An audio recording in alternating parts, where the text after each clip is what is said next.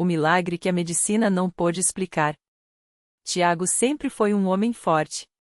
Trabalhador, pai de 2 filhos pequenos, ele nunca havia faltado um dia sequer no serviço de mecânico. Mas quando começou a sentir aquelas dores agudas no peito, seguidas de uma fraqueza que o deixava sem fôlego, soube que algo não estava certo. Os exames vieram como um golpe, um tumor agressivo no pulmão, já em estágio avançado. Os médicos foram diretos: temos que operar, mas as chances são pequenas. Prepare sua família. As palavras ecoaram em sua mente como uma sentença. Sua esposa, Ana, chorou em silêncio enquanto abraçava as crianças.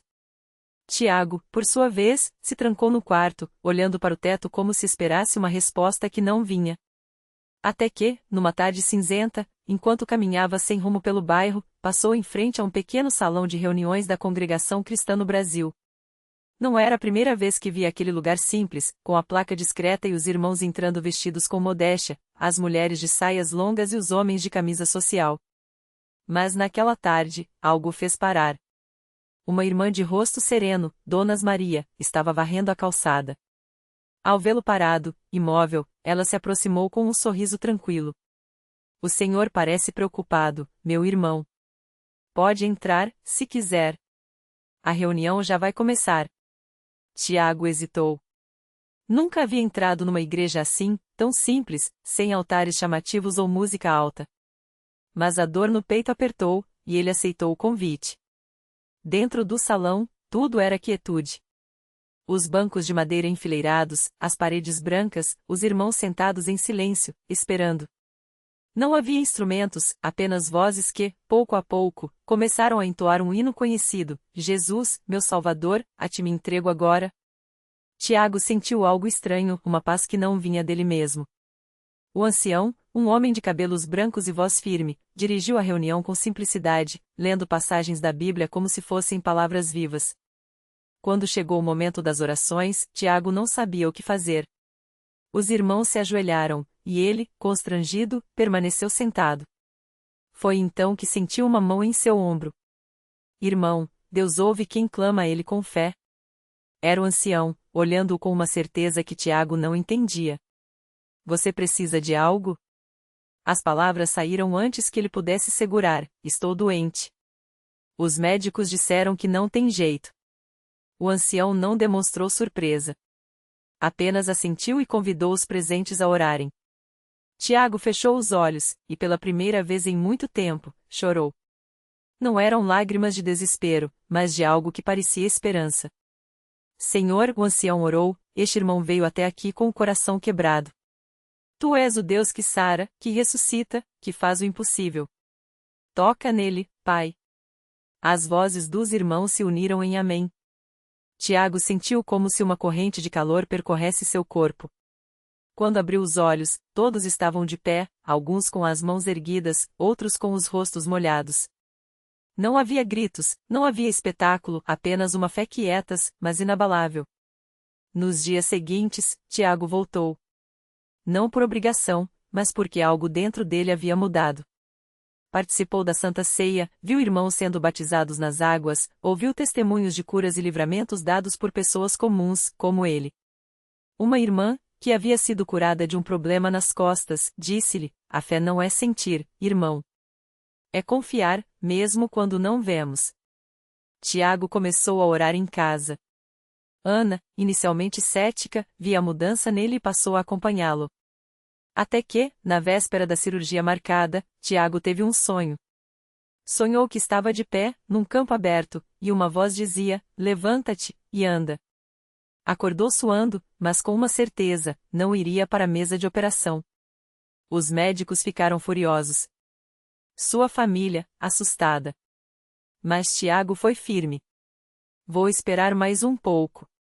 Uma semana depois, os exames de rotina mostraram o impossível: o tumor havia regredido. Não apenas parado de crescer e sumido. Os médicos balançaram a cabeça, incrédulos. Não temos explicação, disseram.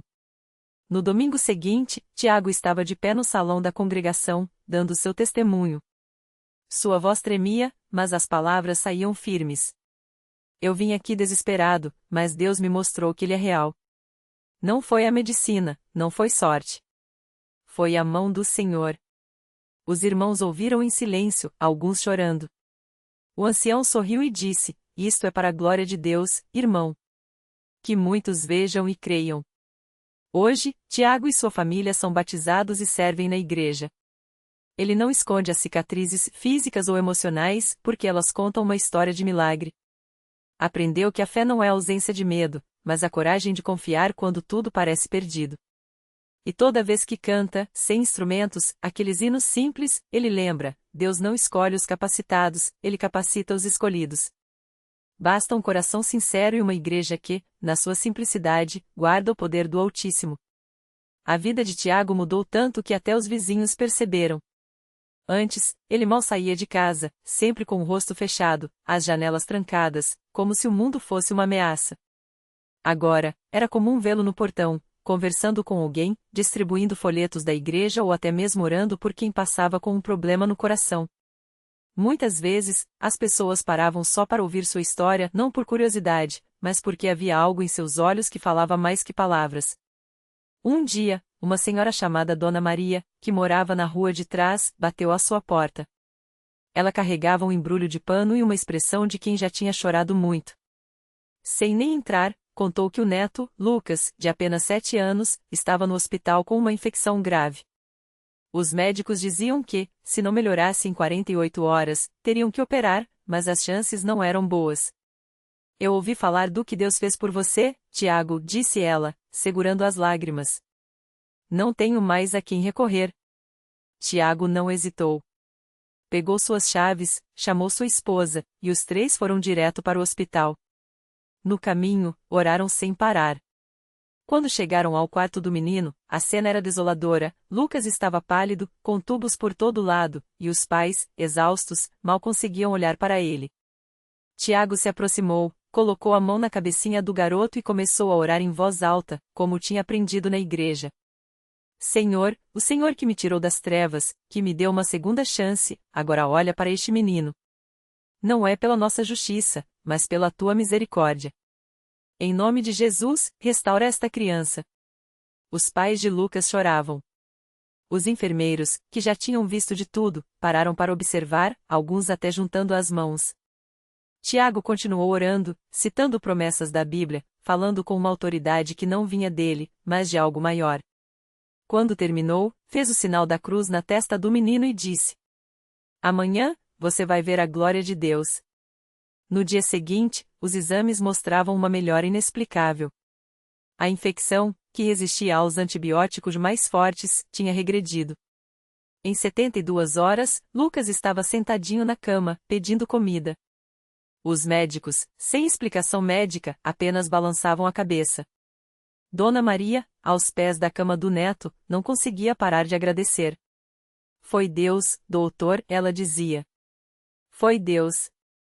A notícia se espalhou rápido. Primeiro na vizinhança, depois na cidade.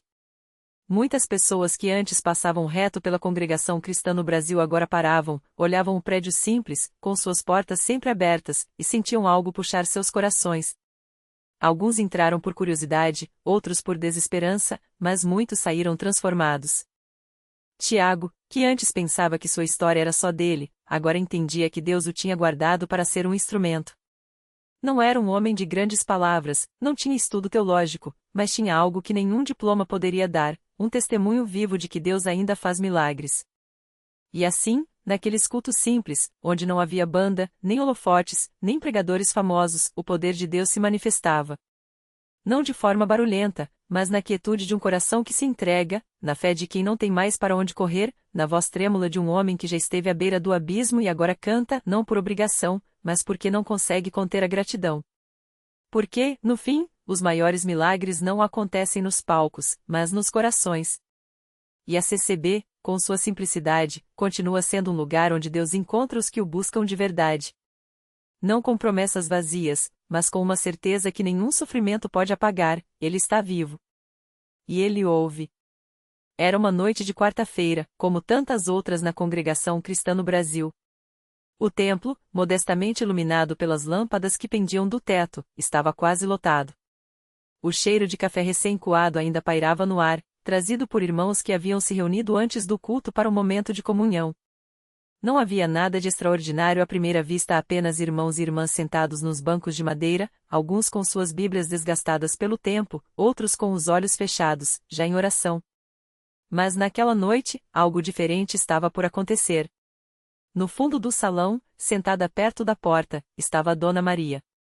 Uma senhora de mãos calejadas, que há anos carregava um fardo invisível. Seu filho, Lucas, de apenas 22 anos, estava internado há 3 meses em estado grave.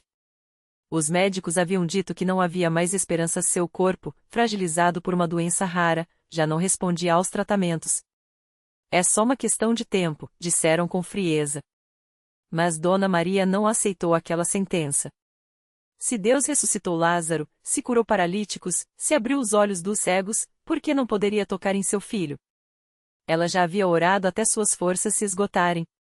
Já havia chorado até não ter mais lágrimas. Mas naquela noite, enquanto o irmão que dirigia o culto pedia que todos se ajoelhassem em oração, algo dentro dela disse: não desista agora. O culto seguiu em silêncio reverente, apenas quebrado pelos suspiros de quem clamava a Deus em espírito. Não havia gritos, nem danças, nem palavras de ordem, apenas a fé pura, aquela que não depende de espetáculo, mas da certeza de que Deus está presente onde 2 ou 3 estão reunidos em seu nome. De repente, um irmão se levantou. Não era pastor, nem evangelista, era apenas José, um servo humilde que trabalhava como pedreiro durante a semana e servia na igreja com o mesmo empenho. Ele não tinha um sermão preparado, mas uma palavra simples, saída do coração. Irmãos, Deus não mudou. Ele ainda ouve o clamor do seu povo. Às vezes, nós olhamos para as circunstâncias e pensamos que tudo está perdido. Mas Deus olha para o nosso coração. Se a nossa fé for do tamanho de um grão de mostarda, Ele fará coisas que nossos olhos não podem ver. Dona Maria abaixou a cabeça, apertando as mãos com força. Senhor, ela sussurrou em seu íntimo, se o Senhor quiser, pode curar meu filho. Mas se não for da tua vontade, dá-me forças para suportar. Nesse momento, algo inesperado aconteceu. Um irmão que estava ao lado de Dona Maria, um homem que ela mal conhecia, colocou a mão em seu ombro e disse baixinho: Irmã, Deus me falou algo para te dizer. Não é o fim. Amanhã, vá ao hospital. Você vai ver a mão do Senhor.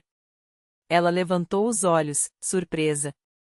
Não era costume na CCB aqueles recados emocionados, mas aquela palavra veio com uma autoridade que ela não podia ignorar. Assentiu em silêncio, o coração batendo mais forte. Na manhã seguinte, Dona Maria foi ao hospital como de costume, mas desta vez, algo era diferente. Ao entrar no quarto de Lucas, notou que seu rosto, antes pálido e marcado pela dor, parecia mais sereno. Os aparelhos ainda apitavam, mas havia uma paz no ar que ela não sentia há semanas. Mãe, a voz de Lucas estava fraca, mas clara. Sonhei contigo ontem. Sonhei que a gente estava numa igreja, e um homem de branco me tocou e disse: levanta, filho, tua mãe ainda precisa de ti. Dona Maria segurou sua mão, tremendo. Não disse nada, mas dentro dela, uma chama de esperança reacendeu. Os médicos, ao fazerem a ronda naquela manhã, não conseguiram esconder a surpresa. Os exames mostravam uma melhora inexplicável. Os órgãos, antes em falência, começaram a responder. Em uma semana, Lucas estava sentado na cama. Em 2, andando pelo corredor. Em 1 mês, recebeu alta sem sequelas, sem explicação médica. Quando voltou à igreja, não foi como visitante, mas como um testemunho vivo. Naquele mesmo banco onde Dona Maria havia orado com lágrimas, agora Lucas se ajoelhava, agradecendo. Não havia fanfarra, nem propagandas, apenas irmãos que se abraçavam, chorando de alegria, porque mais uma vez, Deus havia mostrado que sua mão não está encurtada. E assim, como tantíssimas outras histórias que não aparecem nos jornais nem nas redes sociais, aquele milagre ficou guardado nos corações daqueles que estavam presentes. Porque na CCB, os milagres não são para serem exibidos, mas para serem vividos. Não são para engrandecer homens, mas para glorificar a Deus. E toda vez que Lucas canta nos cultos, com sua voz firme e cheia de gratidão, os irmãos se lembram: Deus não escolhe lugares grandiosos para agir.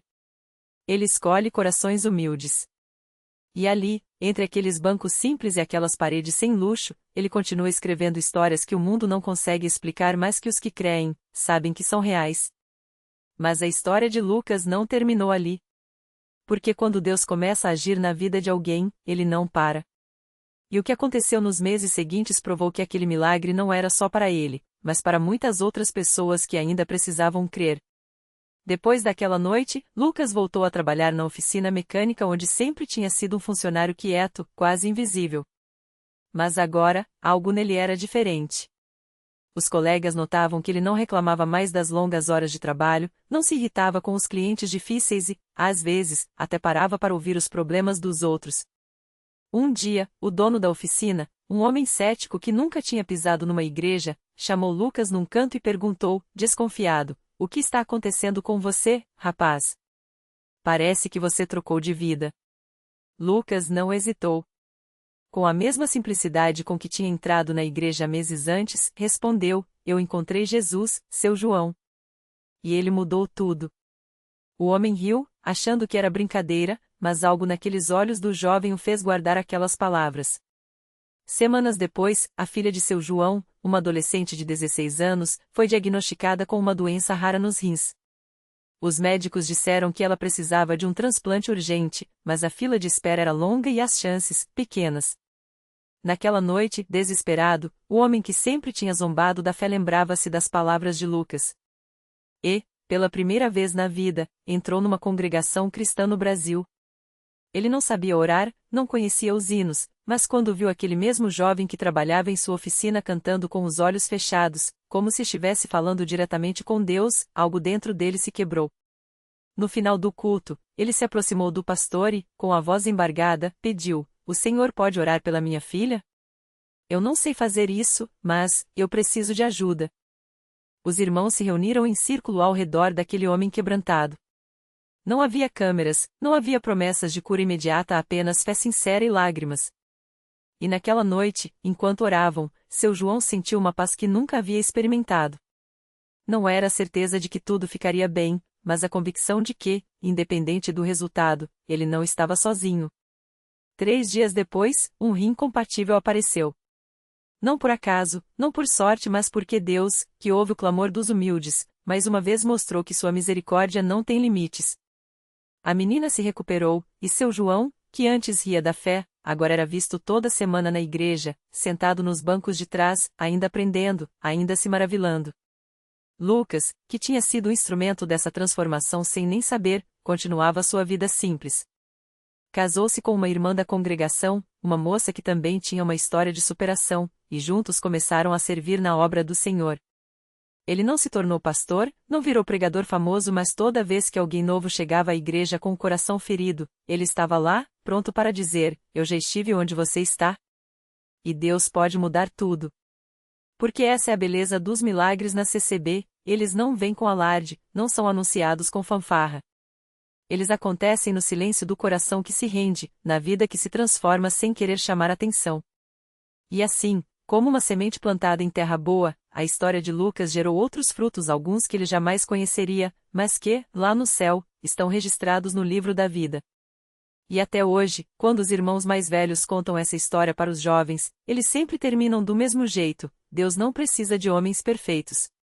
Ele precisa de corações dispostos.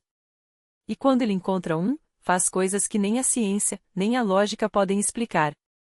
Porque no fim, a maior prova de um milagre não é o que os olhos veem, mas o que a alma sente, e isso, ninguém pode negar. Na pequena cidade de Tapetininga, interior de São Paulo, a história de Lucas já tinha se espalhado como um vento suave que toca os corações sem fazer barulho. Mas o que poucos sabiam é que, enquanto ele se recuperava do acidente que quase lhe tirou a vida, outra família lutava em silêncio contra uma batalha ainda mais cruel. Era a família de Dona Maria, uma irmã fiel da CCB que há anos carregava um fardo pesado. Seu filho mais novo, Pedro, de apenas 16 anos, estava preso às drogas desde os 13. Ela já tinha chorado todas as lágrimas que um coração de mãe pode chorar. Já tinha ido a todos os cultos de oração, já tinha jejuado, já tinha se ajoelhado no chão de sua casa até as pernas doerem, pedindo a Deus uma saída. Mas Pedro só afundava mais. Os vizinhos cochichavam, alguns irmãos da igreja olhavam com pena, outros até julgavam: Onde foi que ela errou? Mas Dona Maria não desistia. Porque ela sabia de uma coisa: se Deus tinha tirado Lucas das garras da morte, ele poderia tirar Pedro das garras do vício. E foi numa noite de quarta-feira, depois de mais um culto onde ela orou até não ter mais voz, que algo mudou. Pedro chegou em casa tarde, como sempre, com os olhos vermelhos e o cheiro de maconha impregnado nas roupas. Dona Maria, dessa vez, não gritou. Não chorou. Só olhou nos olhos do filho e disse, com uma calma que nem ela mesma entendia: Filho, amanhã você vem comigo na igreja. Não é pedido.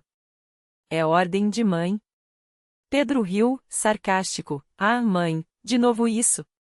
Já cansei de ouvir sermão. Mas algo na voz dela era diferente. Não era raiva. Não era desesperança. Era uma certeza que ele nunca tinha visto antes. No dia seguinte, Pedro foi. Não porque quis, mas porque alguma coisa dentro dele, talvez a memória de quando era criança e a mãe o levava no colo para os cultos, o fez ceder. Sentou-se nos bancos de trás, de braços cruzados, olhando para o chão. O pastor começou a pregar sobre a história de Lucas, o jovem que Deus tinha livrado da morte. Pedro até rolou os olhos. Mais uma história de milagre. Mas então o pastor falou algo que o atingiu como um soco no peito: Deus não olha para o que você foi. Ele olha para o que você pode ser. Foi aí que Pedro sentiu. Não foi um raio, não foi uma voz do céu. Foi uma dor no peito, uma vontade louca de chorar, uma lembrança de quando ele era pequeno e sonhava em ser mecânico, como o pai. De repente, as imagens da vida que ele tinha jogado fora passaram na sua cabeça como um filme: as mentiras, os roubos para sustentar o vício, a decepção no olhar da mãe. E, pela primeira vez em anos, ele sentiu vergonha. Não dos outros. De si mesmo. Quando o pastor fez o apelo, Pedro não se mexeu. Mas quando os irmãos começaram a cantar Lava-me, Senhor, e serei mais branco que a neve, algo dentro dele quebrou. Ele se levantou, trêmulo, e foi até a frente. Não sabia o que dizer, não sabia o que fazer. Só sabia que não aguentava mais aquele peso. E quando ajoelhou ali, entre irmãos que ele nem conhecia direito, mas que o abraçaram como se fosse família, Pedro chorou. Chorou como nunca tinha chorado. Chorou pelos anos perdidos, pela mãe que quase destruiu, pela vida que quase jogou no lixo. E então, veio a paz. Não foi instantâneo. A luta contra o vício é dura, e Pedro ainda teve recaídas. Mas dessa vez, ele não estava sozinho. Os irmãos da CCB o cercaram. O pastor o visitava em casa, orava com ele, lhe deu um emprego na oficina da igreja para ocupar as mãos e a mente. Dona Maria, que antes chorava escondido, agora sorria em voz alta. E Pedro, aos poucos, foi se transformando. O vício foi perdendo força, e o sonho de ser mecânico voltou com tudo. Hoje, 5 anos depois, Pedro é um dos jovens mais ativos da igreja. Ele ajuda na escola bíblica, testemunha para outros dependentes químicos e, às vezes, quando conta sua história, ainda se emociona: Eu não sei explicar como Deus me tirou daquele buraco. Só sei que ele me pegou pela mão quando eu já estava caindo no abismo. E o mais lindo é que a história de Pedro, assim como a de Lucas, virou semente. Outros jovens da cidade, que antes riam das histórias de milagre, começaram a frequentar a igreja. Alguns, por curiosidade. Outros, porque viam a mudança real na vida daqueles que antes estavam perdidos. E assim, sem alarde, sem propagandas, a CCB continuou sendo o que sempre foi, um lugar onde Deus escreve histórias que o mundo não consegue explicar. Porque no final das contas, milagre não é só o que acontece de repente. Milagre é a mão de Deus que não solta a nossa, mesmo quando nós já soltamos a dele. E isso, meus irmãos, é a maior prova de que a CCB não é só uma igreja. É um lugar onde a fé se torna carne, onde as lágrimas se transformam em sorrisos, e onde Deus, todos os dias, faz o impossível virar realidade. O último capítulo do milagre. Pedro, que antes arrastava os pés pela vida como um condenado, agora seguirá adiante com um propósito. Aquela noite, enquanto a igreja cantava glória a Deus nas alturas, ele sentiu algo quebrar dentro de si, não uma dor, mas uma corrente. Os médicos, que lhe deram 6 meses de vida, agora o olhavam boquiabertos, os exames não mostravam mais vestígios da doença. Não foi um processo gradual, foi como se, de uma hora para outra, o corpo obedecesse a uma ordem superior. Curado, disseram, sem explicação. Mas Pedro sabia, Deus havia assinado aquele milagre com o mesmo carinho com que escreve cada história de redenção. Anos depois, na mesma praça onde Lucas vendia drogas e Pedro se afogava em cerveja, um grupo de jovens se reunia não para negociar ilusões, mas para orar. Entre eles, estava Mateus, filho de uma das mulheres que, anos antes, rira da loucura de Pedro ao entrar na igreja. Agora, com os olhos cheios de lágrimas, ele contava como Deus o tirara das ruas. Não foi um raio, não foi um grito, foi um sussurro que não me deixou dormir até eu voltar-me para ele. A reflexão que fica. Milagre não é só o mar que se abre ou o tumor que some. Milagre é a paciência de Deus que espera o filho pródigo no final da estrada, mesmo quando ele ainda está gastando sua herança com porcos. É o silêncio dele que grita mais alto que nossas dúvidas. Pedro e Lucas não foram salvos porque eram especiais, foram salvos porque Deus é. E isso muda tudo. A lição. A vida nos ensina que, às vezes, o maior milagre não é mudarmos de situação, mas mudarmos de coração dentro da mesma situação. A CCB não é um prédio, é um abraço de Deus em forma de comunidade. E se hoje você acha que seu caso é sem solução, lembre-se, o mesmo Deus que ressuscitou Lázaro depois de 4 dias pode reviver seus sonhos, sua fé, sua esperança. Basta você, como Pedro, soltar a garrafa vazia e estender as mãos. Porque no final, a maior prova de que Deus existe não são os milagres que Ele faz, é o amor que Ele não deixa de ter, mesmo quando nós deixamos de acreditar. E isso, meu irmão, é a assinatura dele em cada história, incluindo a sua.